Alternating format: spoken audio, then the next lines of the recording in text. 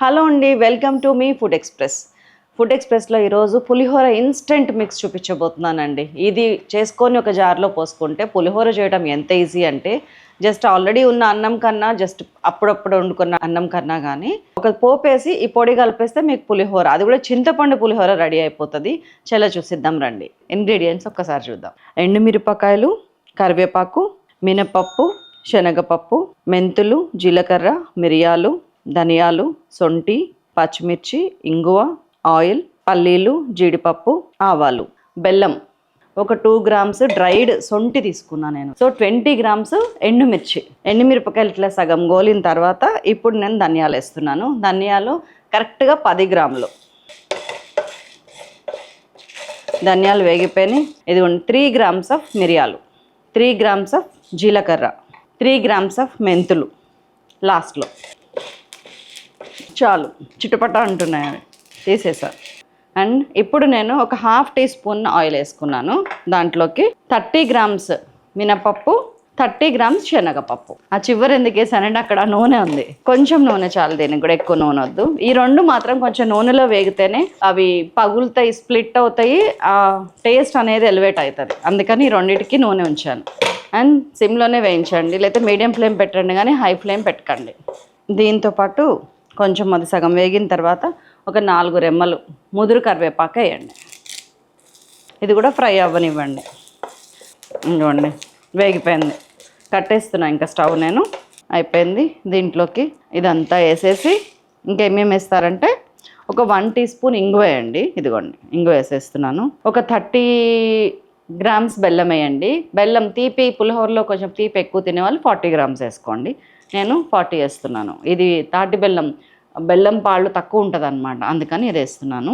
ఉప్పు 30 grams. ఈ పొడికి just నిలువ ఉంచడానికి దీన్ని.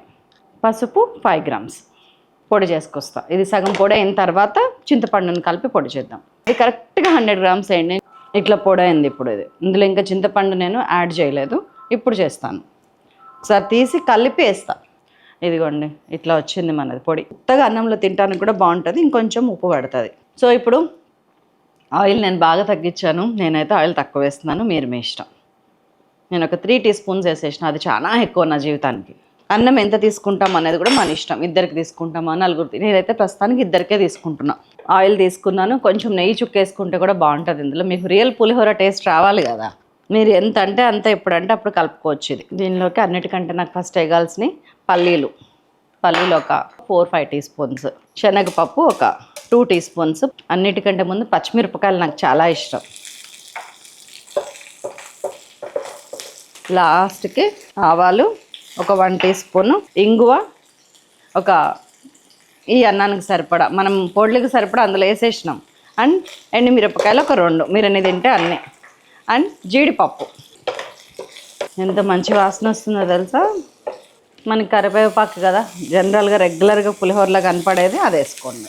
అండ్ పులిహోర ఏ కలర్లో ఉంటుంది? ఎల్లో కలర్లో ఉంటుంది. కొంచెం పసుపు. అన్నీ వేగిపోయినాయి. నేను 2 మనుషులకి 300 grams రైస్ వేసాను. మీకు 300 grams అని ఎందుకు చెప్తున్నానంటే మీ ఇష్టము. ఎన్ని గ్రాముల రైస్కి ఎంత పొడి వేసాను అనేది ఇంపార్టెంట్ కదా, అందుకు చెప్తున్నాను.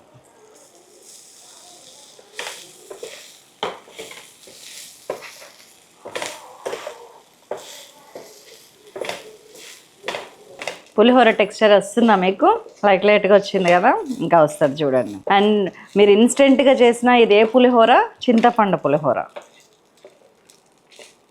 మీరు ఇంట్లో రెగ్యులర్గా చేసేది ఆ పొడి ఉంటే ఇంతే, ఇలా చేయండి. ఇప్పుడు పొడి ఎంత వేస్తున్నాను? 20 to 25. కొంచెం పులుపు ఎక్కువ తినేవాళ్ళు, ఘాట్ ఎక్కువ తినేవాళ్ళు 25 grams వేసుకోండి. మామూలుగా మోతాదుగా తినాలనుకుంటే 20 grams వేయండి 300 grams రైస్కి. అండ్ ఈ పొడి వేసిన తర్వాత నేను కట్టేస్తున్నా. రైస్ వేడి అన్నం ఎప్పుడు వేయకండి, చితికినట్టు అవుతుంది. మీరు ఫ్రెష్ అన్నం వండినా కానీ చల్లారాక మళ్ళీ ఫ్రై చేయండి, చాలా పొడి పొడిగా వస్తుంది. ఉప్పు ఒక 1 teaspoon పడుతుంది అనిపించింది నాకు, వేసాను. మీరు చూసుకొనే కలపండి. నేను కొంచెం పులుపు ఎక్కువ తింటాను, మీరు పులుపు తక్కువ తినేవాళ్ళు 20 grams బదులు 15 grams కూడా వేసుకొని ట్రై చేసి ఇంకొక 1/2 spoon కాదు, మీరు ఎప్పుడంటే అప్పుడు ఇప్పుడు కూడా వేసి కలుపుకోవచ్చు. చేయండి అట్లా. ఉండనా మరి? మరొక అద్భుతమైన రెసిపీతో మిమ్మల్ని మళ్ళీ కలుస్తాను. అంతవరకు ఈ పులిహోర మిక్స్ని ట్రై చేయకుండా ఉండకండి. Thank you so much.